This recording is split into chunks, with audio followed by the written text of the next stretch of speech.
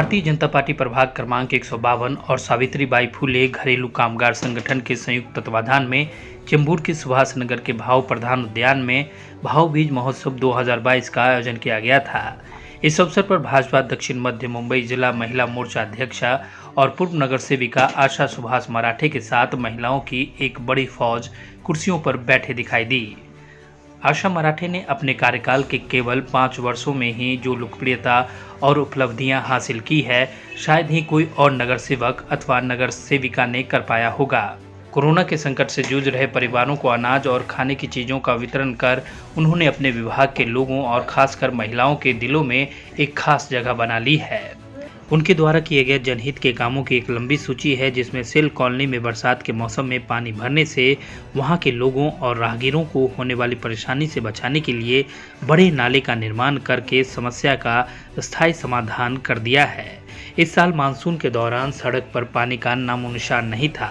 पैदल चलने वालों के लिए चेंबूर के फुटपाथ का सुशोभीकरण करने का उल्लेख करना आवश्यक है। इसलिए कार्यक्रम के प्रमुख अतिथि कामगार मंत्री सुरेश खाड़े और मुंबई भाजपा अध्यक्ष और विधायक आशीष शलार ने आशा सुभाष मराठे के सामाजिक कामों के लिए उनकी बार बार सराहना करने से नहीं चुके। कार्यक्रम के आरंभ में सुरेश खाड़े और आशीष शलार ने दीप प्रज्वलित किया और छत्रपति शिवाजी महाराज, डॉक्टर बाबा साहेब आम्बेडकर, सावित्रीबाई फुले और पंडित दीनदयाल उपाध्याय की तस्वीर पर माल्यार्पण कर कार्यक्रम का उद्घाटन किया। अतिथियों ने संगठन की 11 महिलाओं को बतौर उपहार साड़ियां वितरित की। आशा मराठे और सलीम शेख ने अनार और फुलझड़ी की रोशनी में शाल और गुलदस्ता देकर सभी नेताओं का स्वागत किया। कार्यक्रम में चेंबूर विधानसभा अध्यक्ष राहुल वालंज, चौधरी धर्मवीर सिंह, वार्ड अध्यक्ष अनिकेत चौहान, शाकुंतला हिलाय, नंदा कामले के अलावा कई नेता और महिला कार्यकर्ता शामिल थे।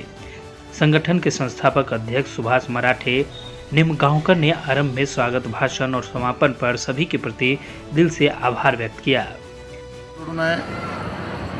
गेल्या काही दिवस तुमची वक्तव्य, तुमचं कर्तृत्व आणि तुमची भाषणं हे महाराष्ट्र ऐकतोय आणि ते सगळं ऐकल्यानंतर आम्ही त्यांना विनंती करतो की तुम्ही तुमचं आडनाव सुषमा अंधारेऐवजी सुषमा आगलावे असं करा। स्वतःच्या पक्षाची वाताहत झाल्यानंतर दुसऱ्या पक्षामध्ये कलह निर्माण करण्यासाठी आगलावेपणा बरा नव्हे, सुषमाताई तुमच्याकडनं अपेक्षा नाही। सर, संजय राऊतने सांगितलं होतं की खंजीर बाजूला ठेवून बाळासाहेबांच्या स्मृतीस्थळावर या, असा आज सकाळी वक्तव्य केलं होतं। बाळासाहेबांबद्दल आदर, श्रद्धा, मानवंदना ही आजच माननीय मुख्यमंत्री एकनाथजी, उपमुख्यमंत्री देवेंद्रजी आणि आम्ही सगळ्या सहकाऱ्यांनी आज त्यांच्या विचारांचं खऱ्या अर्थाने सोनं स्वातंत्र्यवीर सावरकर सभागृहात लुटून त्यांना मानवंदना दिलेली आहे। आणि त्यामुळे बाळासाहेबांच्या विचारांवर प्रेम करणारे आम्ही शस्त्र अस्त्र बरोबर घेऊन जात नसतो, त्यांच्याकडून विचारांचं शस्त्र घेत असतो, एवढं संजय राऊतांनी लक्षात ठेवलं। आज त्या ठिकाणी शिंदे गटाचे आमदार खासदार गेले त्या स्मृतीस्थळावर, त्या स्मृतीस्थळाचं शुद्धीकरण जे आहे ठाकरे गटाकडून करण्यात आलं, त्याच्यावर गोमूत्र शिंपडून ते साफ करण्यात आलं। मला असं वाटतं हा विचारच मुळी एखाद्या शक्तीस्थळावर, स्मृतीस्थळावर गेल्यावर महाराष्ट्रातल्या आपल्या मराठी माणसाने अभिवादन केल्यावर आणि तेही मंत्री, अशा पद्धतीचा शुद्धीकरणाचा विचार, हाच अशुद्ध विचार आपल्या मनात का रुजला हा आमच्या मनात प्रश्न आहे। एकनाथ शिंदे हे रिमोट झाले आहेत, रिमोट असं म्हणणं आहे सुषमा अंधारे सांगताय की एकनाथ शिंदे सुषमाताई आगलावेपणा बरा नव्हे। तुम्हाला राज्याच्या राजकारणात स्वतःचं स्थान निर्माण करण्यासाठी अशी वक्तव्य करावी लागतात, पण असं वक्तव्य करणाऱ्या लोकांचे हाल काही काळानंतर काय होतात हे पक्षात विचारायचं असेल तर मनीषाताईंना विचारा। मनीषाताई काय ते तुम्हाला सांगतील। एकतर 40 रुपये इतका शुल्क जे आहे ते कमी केलेलं आहे आणि दुसरं महत्त्वाचं म्हणजे 55 वर्षाच्या वर झाल्यानंतर या घरेलू कामगारांना 10,000 रुपयाचे जे आहे ते सन्मान निधी देत आहे। काय ही गोष्ट आहे, काय सांगाल? आज मी साहेबांच्या बरोबर चेंबूर येथे सावित्रीबाई फुले कामगार संघटना, घरेलू कामगार संघटनेच्या कार्यक्रमाला मी उपस्थित राहिले। हा आगळा वेगळा कार्यक्रम भाऊबीज सन्मान 2022 हा कार्यक्रम तिथं आयोजित केलेला आहे। निश्चितच मलाही कार्यक्रमाला यायला आवडलं, हा कारण हे घरेलू कामगार हे माझ्या डिपार्टमेंटचाच भाग आहे। आणि हा 2011 साली याचं एक महामंडळ स्थापन केलं होतं. स्थापन केल्यानंतर काही दिवस ते चाललं, पण मागल्या 2.5 वर्षामध्ये ह्या आघाडी सरकारनं कुठेही त्यावर लक्ष दिलं नाही. परत आपलं शासन आल्यानंतर देवेंद्र फडणवीसच्या मार्गदर्शनाखाली आम्ही हे महामंडळ परत त्याला सुरुवात करायचं आम्ही चालू केलं.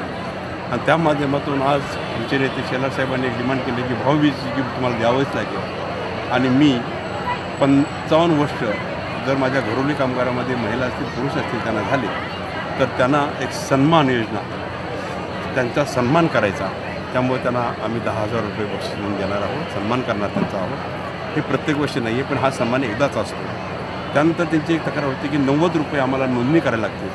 तर नोंदणीमध्ये मी त्यांना असं म्हटलं की आपण पहिल्या वेळी नोंदणी करताना 90 रुपये आणि पुन्हा रिन्युएशन करताना तुम्हाला फक्त 40 रुपये द्यायला होतील. ह्या 2 सवलती भाऊबीज म्हणून हे गिफ्ट मी आज कामगार महिलांना मी आज देऊ केलेलं आहे. मला खूप आनंद वाटला. ह्या कामगार मंत्री झाल्याबद्दल कुठंतरी ओझं डोक्यावरचं खांद्यावर झालं, काहीतरी मी ह्यासाठी करू शकलो, हे ह्यात मला आनंद आहे. खाडेसाहेब, सगळ्यात महत्त्वाचं म्हणजे ज्या महामंडळाबद्दल आपण बोलत आहोत, गेल्या अनेक वर्षापासून तर कामकाज ठप्प आहे, यामुळे कुठेतरी कामगार वर्गामध्ये नाराजी आहे. आता फ्ल्युटली हे काम सुरू होणार आहे का? एकूण महामंडळाचं काम जे खूप महत्त्वाचं आहे घरेलू कामगारांसाठी, त्या महामंडळासंदर्भात आता पुढे काम सुरू होईल. एकतर हे घरेलू कामगार महामंडळ काम करेलच, पण असंघटित आम्ही एक नियोजन केलेलं आहे असंघटित कामगारांचं, त्यामध्ये पण घरेलू कामगार आहेत. आणि त्या माध्यमातूनही ह्यांना फॅसिलिटी मिळते. त्यामध्ये पुरुष ह्या दोन्ही असतील, ह्यामध्ये पण पुरुष हे दोन्ही असतील. आणि त्यामध्ये असंघटित कामगारांची आता आमचे भूपेंद्र यादव साहेब आमचे केंद्रीय मंत्री आहेत, त्यांनी आम्हाला सांगितलं की देशामध्ये असे असंघटित कामगार किती नोंद होतात ते आपण पाहूया आणि त्यांच्यासाठी काय करता येईल. तो एक मुद्दा त्यांनी आम्हाला सांगितला की निश्चित ही नोंद संपल्यानंतर निश्चित आपण बैठक घेऊ आणि ह्या घरेलू कामगार किंवा इतर असंघटित कामगारासाठी, आता संघटित कामगारांना आपण देतो, पण असंघटित कामगारासाठी आपण पण करणार आहोत. त्यासाठी देवेंद्र फडणवीस साहेब आणि मुख्यमंत्री एकनाथ शिंदे साहेबांच्याबरोबर चर्चा झाली. कारण त्यांचा मुद्दा होता की रिक्षावाल्यांना काहीतरी केलं पाहिजे. म्हटलं एका रिक्षावाला करून चालणार नाही आहे, कारण असंघटित कामगारामध्ये जवळजवळ 67 भाग आहेत आणि त्या 67 भागांना आपल्याला काहीतरी करायला लागेल. तर त्यासाठी फंडिंग आणि हे आमचा विचार चालू आहे. घरेलू कामगारांचा हा भाऊबीज मेळावा दरवर्षीच होत असतो, परंतु 2 वर्ष कोरोनामध्ये गेले, त्याच्यामुळे हा कार्यक्रम होऊ शकला नाही. आणि ह्या वर्षी हा कार्यक्रम आवर्जून कामगार मंत्र्यांना बोलवायचं कारण होतं की जेणेकरून हे महामंडळ स्थापित झालं आणि परंतु महिलांना त्या सुविधा मिळत नव्हत्या. पाठच्या काळाच्या सरकारमध्ये हे ठप्प पडलेलं होतं आणि त्याच्यामुळे कामगार मंत्र्यांना बोलून आम्ही सांगितलं की अशा त्यांची भेट घेतली. त्यांना जाऊन सांगितलं की अशा एवढ्या आपल्या 9 लाख हा एवढ्या महिला आहेत 40 लाखाच्या वरती, तर ह्यांना काहीतरी मिळालेलं पाहिजे आणि आपण त्यांच्याकडून 90 रुपये फी घेतो हे करण्यासाठी.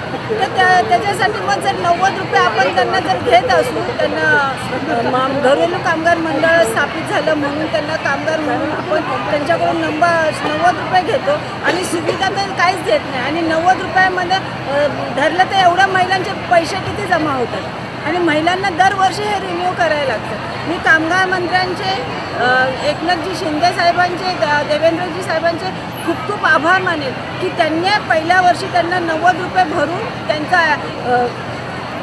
घरेलू कामगार मंडळाचे ते सभासद होते आणि त्याच्यानंतर दरवर्षी त्यांना 40 रुपये भरायचे, म्हणजे 50 रुपयाचा आपल्याला इथे फायदा झाला आहे. त्याचबरोबर 55 वर्ष झाल्याच्या नंतर त्या महिलेला 55 वर्ष झाल्याच्या नंतर आपल्याला त्या पेन्शनसाठी आम्ही लढतोच आहोत, परंतु त्यांचा सन्मान व्हावं म्हणून सन्मानधन म्हणून त्यांनी 10,000 रुपयेसुद्धा आज भाऊबीज भेट म्हणून त्यांना दिलेली आहे. तर मी कामगार मंत्री सुरेश खाडे साहेबांचे, उपमुख्यमंत्री देवेंद्रजींचे, एकनाथ शिंदेजींचे खूप खूप आभार मानते आणि आवर्जून दरवर्षी आमच्या कार्यक्रमाला उपस्थित राहतात आमचे मुंबईचे अध्यक्ष आशिषजी शेलार साहेब. आणि खरंच ते आमच्या सर्व बहिणींच्या पाठीमागे असतात. ते नेहमी आम्हाला सांगतात की तुम्ही आमच्याकडे समस्या घेऊन या बहिणींच्या कामासाठी, त्यांच्या लढ्यासाठी आपण लढूया. म्हणून मी आशिषजी शेलार साहेबांचे मनपूर्वक आभार मानते की प्रत्येक वर्षी येऊन ह्या बहिणींच्या भाऊबीज मेळाव्याला ते काही ना काहीतरी भेट देऊन जातात. तर त्यांचेही मी मनापासून खूप खूप आभार मानते आणि असंच पुढे आमचं त्यांनी आम्हाला सहकार्य करावं. शेलार साहेबांचे मी मनापासून आभार याच्यासाठी मानेन की त्या दिवशी आम्ही गेल्याच्या नंतर त्यांनी लगेच वेळ दिली आणि त्यांनी सांगितलं की तुमच्या कार्यक्रमाला आम्ही जरूर येणार. आणि ते दरवर्षी महिलांना भाऊबीज आणि ह्या महिलांच्या व्यथा आम्ही त्यांच्या पुढे मांडतो. म्हणून आणि ते ऐकून घेतात आणि त्याच्यावर काहीतरी योग्य निर्णय देतात. त्याच्यामुळे मी त्यांचे मनापासून आभार मानते. फुले घरेलू कामगार संगठना न सिर्फ ये आज भाव दूज का मेलावा रखा है, लेकिन पिछले कई सालों से करती ही आई है। इसका मतलब ये, इसका पीछे जो मकसद जो है, आपने देखा है कि सरकार की तरफ से पिछले 6-7 साल से मंडल ठप पड़ा हुआ है और कुछ सरकारी तरफ से राहत नहीं मिल रही। एक बाजू में देखा है कि 90 रुपया उनका नोंदनी जो रजिस्ट्रेशन करने के लिए गवर्नमेंट ले रही है। आपको मालूम होगा कि 5 लाख महिलाओं ने जब महाराष्ट्र के ये हुआ, उसका रजिस्ट्रेशन हुआ, तो 90 रुपये के हिसाब से 5 करोड़ 55 लाख रुपया ये गवर्नमेंट की तिजोरी में गया, जबकि पिछले 6 साल में महिलाओं को कुछ भी उसका लाभ नहीं मिला। एक बाजू में रजिस्ट्रेशन के तौर पे पैसा ले रही है गवर्नमेंट, उनका आर्थिक शोषण हो रहा है, उनको कुछ नहीं दे रहा है। तो हमारे घरेलू कामगार के लिए जो दिवाली ठीक से जानी चाहिए, तो उस हिसाब से हमने उनका दिवाली जो सुख कर जाए, इसके लिए कभी अनाज बांटे, राशन बांटे, या कभी साड़ी चोली बांटे या साड़ियाँ बांटी, तमाम चीज़ों से हम हर साल कुछ ना कुछ देते गए ताकि उनको रिलीफ मिले। इस हिसाब से घरेलू कामगार संघटना कामगार मंत्र्यांनी खूप मोठा 2 आज निर्णय दिलेत, काय सांगायचं? निश्चितपणे महाराष्ट्र राज्याचे कॅबिनेट कामगार मंत्री आदरणीय सुरेशजी खाडेसाहेब हे या कार्यक्रमाला आवर्जून उपस्थित राहिले आणि मी निश्चितपणे त्यांचा खूप खूप आभार मानतो की त्यांनी या ठिकाणी आम्हाला सरकारच्या रूपाने, सरकारच्या घोषणेच्या रूपाने या ठिकाणी घरेलू कामगारांना मोठी सवलत देण्याचं, राहत देण्याचं काम या ठिकाणी केलेलं आहे। आपल्याला माहीत आहे की जसं मी आता म्हणालो की 5,55,00,000 रुपये या शासनाने घरेलू कामगारांच्या वतीने वसूल केलेले आहेत रजिस्ट्रेशनच्या मार्फत। आता यापुढे कुठल्याही प्रकारचं रजिस्ट्रेशनसाठी शुल्क या ठिकाणी आकारलं जाणार नाही, अशा प्रकारची महत्त्वपूर्ण घोषणा ही महाराष्ट्र सरकारचे कामगार मंत्री या नात्याने सुरेश खाडेसाहेब यांनी केली। त्यांचं खूप खूप आभार मानतो। त्याच पुढे आपल्याला हेही सांगितलं त्यांनी की प्रतिवर्ष 55 वर्षाच्या वरील महिला किंवा पुरुष कामगार कामगार करणार असेल तर त्याला प्रतिवर्ष 10,000 रुपये सन्मानधन दिलं जाईल। ही सुद्धा मोठा एक सन्मान करण्याचा। अनेक वर्ष आपण बघितलं की माता भगिनी 12-12 तास 16-16 तास त्या पाण्यात काम करत असतात। आपलं स्वतःचा प्रपंच बघायचा, मुलाबाळाचं बघायचं, सासू सासऱ्याचं बघायचं आणि हे सगळं आटपून त्यानंतर ते दुसऱ्याच्या घरी जाऊन सेवा करायची। अशा प्रकारे जवळ 12-12 तास पाण्यात काम करणाऱ्या महिलांना वर्षातून एकदा तरी चांगल्या प्रकारे चांगली अमाऊंट मिळाली तर कुठेतरी एक तर गोडधोड करतील, खातील, संसारात चांगल्या त्याचा आर्थिक लाभ होईल, किंवा कुठेतरी फिरायला जायचं म्हटलं या वयात 55 वर्षानंतर देवदर्शनाला जायचं असेल त्यांची इच्छा तर ती सुद्धा पूर्ण करण्याचं काम महाराष्ट्र शासनाच्या वतीने होतं आहे। याबद्दल सावित्रीबाई फुले घरेलू कामगार संघटनेच्या वतीने मी महाराष्ट्र शासनाला खूप धन्यवाद। मुंबई अध्यक्ष आशिष शेलार आले तर त्यांनी पण शुभेच्छा दिल्या का? निश्चितपणे आपण बघितलं की कामगार मंत्र्यांच्या अगोदर आदरणीय आशिषजी शेलार साहेब यांचं या ठिकाणी भाषण झालं आणि त्यांनीसुद्धा आपल्या भाषणात आधी त्यांच्या कानात पण सांगितलं की काहीतरी द्यायलाच पाहिजे। ते त्यांनी स्पष्टपणे जाहीरपणे पुन्हा सांगितलं, जे मंत्र्याच्या कानात सांगितलं की या ठिकाणी ज्या माझ्या माता भगिनी बसलेल्या आहेत त्या कुठल्याही प्रकारे भावबीज भेट घेतल्याशिवाय हलणार नाहीत, अशा प्रकारची घोषणाच त्यांनी करून टाकली। त्यामुळे महाराष्ट्र शासनाच्या मंत्र्यांना सुद्धा सुरेश खाडेसाहेबांना या ठिकाणी विचार करावा लागला आणि तातडीने आपल्याला 2 मागण्या ताबडतोब घरेलू कामगारांच्या या पदरात पडल्या। याचा निश्चितपणे शेलार साहेब यांना सुद्धा मी धन्यवाद देतो।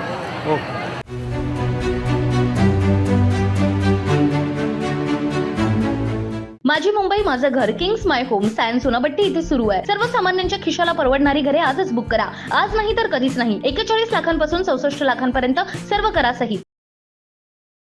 CEN न्यूज देश प्रदेश की ताजा तरीन खबरों के लिए CEN न्यूज को सब्सक्राइब करें और रहें पल पल की खबर से हर पल बाखबर।